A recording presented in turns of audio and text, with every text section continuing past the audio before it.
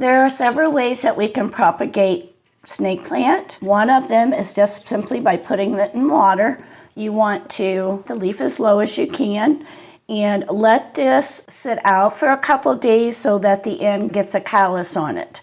And then we just stick it in about a quarter to a third into the pot or into the glass with water. Now just make sure you use a heavy container so the leaves don't make it fall over because they can be a little heavy. These have been in here about 2 weeks. I've not seen any roots yet. They can take several months. This is the longest way to do it, but it's actually the very easiest.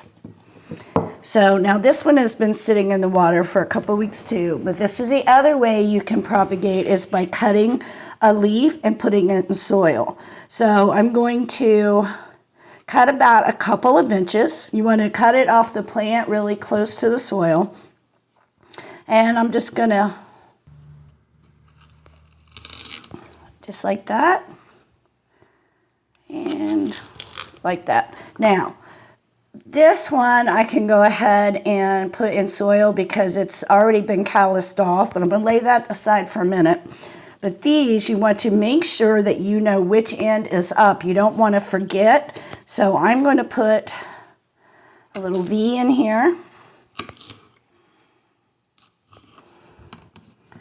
It will give more contact to the soil. And it will also help me remember which end is up because you do not want to put it in upside down or it will not grow. Now I'm going to leave these out for a couple of days before I put them in the soil.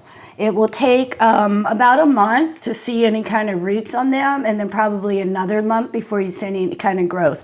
Long time for a plant on propagation. Now I also have sitting over here one, this was like what I would call a pup.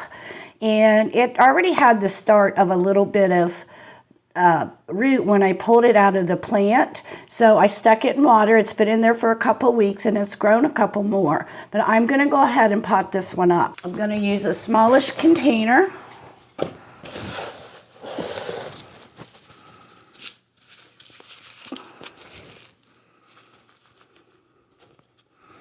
And I'm going to put it in the soil just about as far as it was.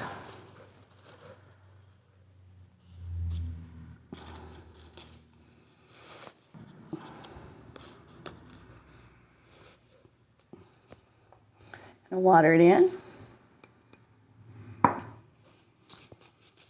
Firm the soil around it some more.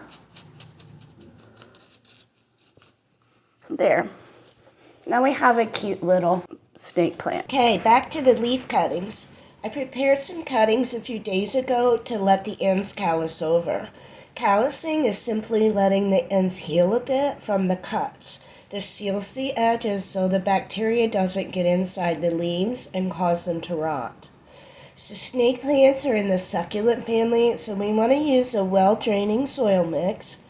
A succulent mix works, and I make my own. I put the V-cut ends in about an inch or so in, making sure that all the cut ends are under the soil. And then I water them in, and I firm the soil a bit around them. Alternatively, I could pot these all up and then hold back on watering them in for at least a week. There's still enough airflow through this soil for the ends to callus over. I'll check on them once a week or so to see if the soil is moist. We don't want it completely dry, but we don't want it sopping wet either. And I should see roots in about a month. So that's 3 ways to propagate a snake plant: by water, by division, and by leaf cuttings.